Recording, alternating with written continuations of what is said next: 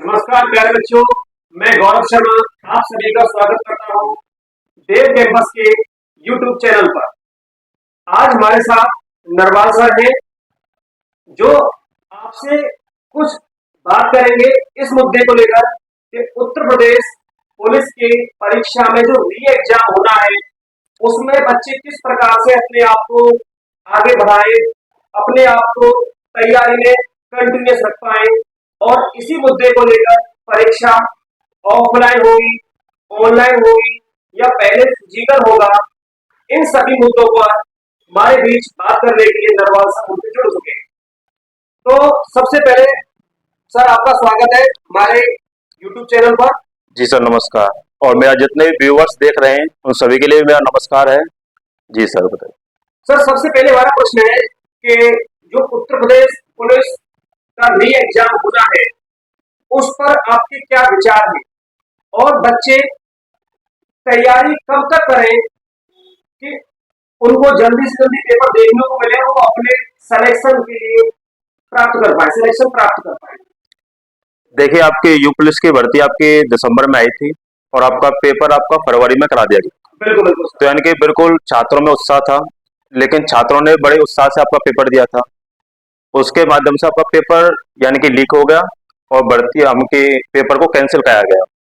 तो इससे छात्रों में यानी कि हताश है, बिल्कुल छात्र बिल्कुल हताश यानी हो कि गए। एकदम पढ़ाई से बिल्कुल मोह त्याग दिया उन्होंने। अब क्या हुआ है कि सरकार ने समय मांगा है कि 6 महीने के अंदर हम पेपर कराएंगे। तो बच्चे को ये नहीं है कि हम यानी कि 2 महीने बाद ही पढ़ना स्टार्ट करेंगे, तो बच्चे को अभी से पढ़ना स्टार्ट करना चाहिए। क्योंकि आपको पता है अब की बार पेपर का लेवल इतना ज़्यादा हाई नहीं था, केवल और केवल रीडिंग में आपकी मेंटल एबिलिटी ही थोड़ी आई थी, जिससे बच्चा थोड़ा समय ले गया था। नहीं तो अब की बार जो आपका पेपर होगा वो अच्छे लेवल से आएगा, बिल्कुल तो जिससे बच्चे को कंटिन्यू पढ़ते रहना चाहिए। बिल्कुल सर का कहना है कि जो पेपर था वो इस बार इतना हार्ड नहीं था, केवल एक मानसिक अभिरुचि मेंटल एप्टीट्यूड को छोड़ दिया जाए। अब पेपर का लेवल थोड़ा बढ़ सकता है, ऐसा सर का अनुमान है अपने अनुभव के आधार पर। दूसरा क्वेश्चन प्यारे बच्चों ये रहेगा कि सरकार कह रही है कि हम पेपर को ऑफलाइन की जगह ऑनलाइन भी करा सकते हैं, लेकिन ऑनलाइन में भी दो कॉन्सेप्ट निकल कर आते हैं कि एक तो क्वेश्चन स्क्रीन पर दिख रहा है और वहीं पर हमने उस आंसर को टिक कर दिया। दूसरा यह है कि आंसर आपको टिक नहीं करना है, आपको ओमार शीट पर भरना है और इसी को बोलते हैं हम हाइवर्ड मोड। तो इस पर सरकार क्या विचार है? देखिए ऑनलाइन और ऑफलाइन मोड में यदि हम बात करते हैं तो पहले जितने भी पुलिस के आपके पेपर हुए हैं, 18 में हुए हैं या 19 में हुए हैं या 20 में आपका जेल वार्डन का हुआ था, वो सभी पेपर आपके ऑफलाइन हुए थे और वो एकदम बिल्कुल निष्पक्ष कराए गए थे, उसमें कोई भी बिल्कुल धांधली नहीं हुई। तो इस बार भी सरकार का ये मानना रहेगा कि आप दोबारा से हम ऑफलाइन ही कराएं, ऑनलाइन पे ना जाए। क्योंकि ऑनलाइन पे यदि जाएंगे तो छात्र पहली बार ऑनलाइन में कूदेंगे आपके यानी कि यू पुलिस वाले, और यू पुलिस वाले बच्चों का पहले से कोई अनुभव है नहीं यानी कि ऑनलाइन में। तो ये पहली बार बच्चे पेपर देते हैं ऑनलाइन का, तो अनुभव रहता नहीं है। ऑफलाइन का अनुभव उन्हें रहता है, यानी कि जो पहले अकेडमी वगैरह में वो दे के आते हैं इस प्रकार से। तो आपका मत है कि ऑफलाइन ऑफलाइन ही कराया जाए। ज्यादा अच्छा रहेगा छात्रों के जी नजरिए जी। से। ठीक, यानी कि एकदम निष्पक्ष यदि भर्ती कराएं तो ऑफलाइन ही पेपर करना चाहिए। ऑफलाइन ही होना चाहिए ऐसा सर का मानना है। ठीक सर। पेपर अगर सरकार ऑनलाइन की तरफ जाती है तो आपके अनुसार उसमें क्वेश्चन की आंसर को स्क्रीन पर ही दे पाए वो ज्यादा बेटर रहेगा बच्चों के लिए, या वो क्वेश्चंस तो स्क्रीन पर दे दें लेकिन उसके आंसर्स ओमार शीट पर दें?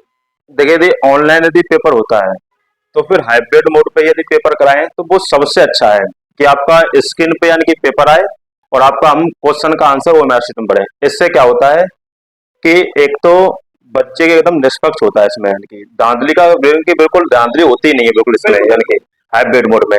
और इसमें बच्चे का कंपटीशन बढ़ता है। कंपटीशन किस प्रकार बढ़ता है, यानी कि पहले बच्चा यानी कि स्क्रीन पे यानी कि क्वेश्चन को देखेगा, उसके बाद वो ओएमआर शीट में करेगा, उसमें फिर बच्चे को टाइम भी लगता है। इससे बच्चे के माइंड को देखा जाता है कि मैनेजमेंट मैंने कि किस प्रकार से आपका क्वेश्चन का कर रहा है बच्चा। तो हाइब्रिड मोड बहुत अच्छी लेवल का यानी कि आपका अच्छी प्रक्रिया है। सर कह रहे हैं कि उसमें अगर ऑनलाइन पेपर की तरफ जाते हैं तो हाइब्रिड मोड बहुत अच्छा है। ठीक है। तीसरा क्वेश्चन चलिए कि आप बच्चों से क्या कहना चाहेंगे कि अगर गवर्नमेंट फिजिकल पहले करा लेती है तो क्या बच्चों को अपनी पढ़ाई के साथ साथ अपने फिजिकल पे भी ध्यान देना चाहिए? जैसे बहुत सारे हमारे व्यक्ति ऐसे हैं कि जो अंडर चेस्ट हैं, तो क्या उनको फिजिकल के लिए कुछ अपनी थोड़ी बहुत एक्टिविटी करनी चाहिए, या रेस के लिए पहले बोल दिया तो क्या उनको रेस भी थोड़ी थोड़ी करते रहनी चाहिए, जैसे कि अभी पेपर एक महीने में ही करा लिया था गया था, अगर ऐसे फिजिकल भी दे दिया तो कुछ प्यारे साथी अंडर चेस्ट या फिजिकल की वजह से फेल ना हो जाए, तो क्या उन्हें अभी से थोड़ा समय देना चाहिए फिजिकल को भी, या वो पेपर पे ही ध्यान लगाए? तो देखिए, फिजिकल पहले होगा या पेपर पहले होगा, इस पे सबसे ज्यादा मुद्दा है। तो यानी कि योगी सरकार आपकी 2017 में आई थी, उससे पहले एक भर्ती थी आपकी जेल वार्डन वाली, कि उसमें यानी कि आप मेरिट के बेस पे कराएंगे या पहले फिजिकल कराएंगे उसके बाद से। तो योगी सरकार ने आपकी 3 भर्ती कराई है, चौथी भर्ती आपकी ये है। तो उसमें उन्होंने सबसे पहले पेपर को ही प्राथमिकता दी है। फिजिकल को प्राथमिकता मेरे हिसाब से चांस है कि 70% वो पेपर की तरफ ही जाएंगे, अभी 30% वो फिजिकल के बारे में सोच सकते हैं। लेकिन बच्चे को क्या करना चाहिए, तो बच्चे का मेरा मानना है कि वह, जैसे पहले उन्होंने 100% ही उस पर ध्यान दिया था पेपर पे, तो अब क्या करें, वो थोड़ी एक्टिविटी रखें, यानी कि सुबह घूमने जा रहे हैं तो यानी कि दौड़ वगैरह करके आए, थोड़ी एक्सरसाइज करके आए, जिससे यानी कि 70% तो वो पढ़ाई पे ध्यान दें, 30% वो थोड़ा फिजिकल की तरफ भी जाए। बिल्कुल यदि फिजिकल एक चांस आ गया तो होगा, यानी कि बच्चे फिजिकल में बाहर हो जाएंगे। बिल्कुल सर का ये कहना है कि आप सभी प्यारे साथी तैयारी भी अपनी अच्छे से कर रहे हैं और कुछ समय अपने फिजिकल को भी दें, जिससे कि अगर सरकार फिजिकल की तरफ चली गई पहले कराने के लिए, तो आपको आगे कोई भी समस्या का सामना ना करना पड़े। तीसरा सर, पेपर का लेवल हो गया। दूसरा ये है कि सर लास्ट क्वेश्चन हमारा ये रहेगा आपसे, कि बच्चे ये कह रहे हैं कि सर पेपर का 6 महीने का समय दिया है, अभी पेपर से पहले पढ़ लेंगे, ले जाने से पहले। तो ऐसी स्थिति में क्या बच्चों को अंतिम समय पे ही ज्यादा पढ़ना चाहिए, नहीं और नहीं, या बच्चों को अभी से अपनी स्टडी को जारी रखना चाहिए जैसे वो पहले मेहनत कर रहे थे? देखिए अभी से ही करना पड़ेगा, ऐसा नहीं, देखो एंड टाइम पे कुछ भी नहीं होता है। यानी कि जैसे मान लो 1.5 महीने का समय अब मिला था, तो वो सभी अभ्यर्थी को मिला था। अब 6 महीने का समय मिला है तो सभी अभ्यर्थी को मिला है। अब ऐसा नहीं कि प्रत्येक अभ्यर्थी आपका, मान लीजिए कि 6 महीने के, यानी कि 2 महीने लास्ट में यानी की तैयारी करेंगे। जैसे मान लो 50 लाख फॉर्म भरा गया था, यदि मान लो 40 लाख बच्चे बिल्कुल यानी कि लास्ट में 1 महीने में तैयारी करें, बाकी के यदि 10 लाख बच्चे भी यदि स्टार्टिंग से तैयारी करने लग गए, तो यानी कि उनका 40 लाख का तो कुछ होना ही नहीं है। ये है, तो तैयारी आपको अभी से करनी पड़ेगी। बिल्कुल सर का कहना है कि प्यारे साथियों, आप तैयारी को अपनी को कंटिन्यूस रखें, बरकरार रखें, और अपना थोड़ा फिजिकल पर भी ध्यान रखें, और अपनी पढ़ाई को सुचारू रूप से कंटिन्यूस करते रहें।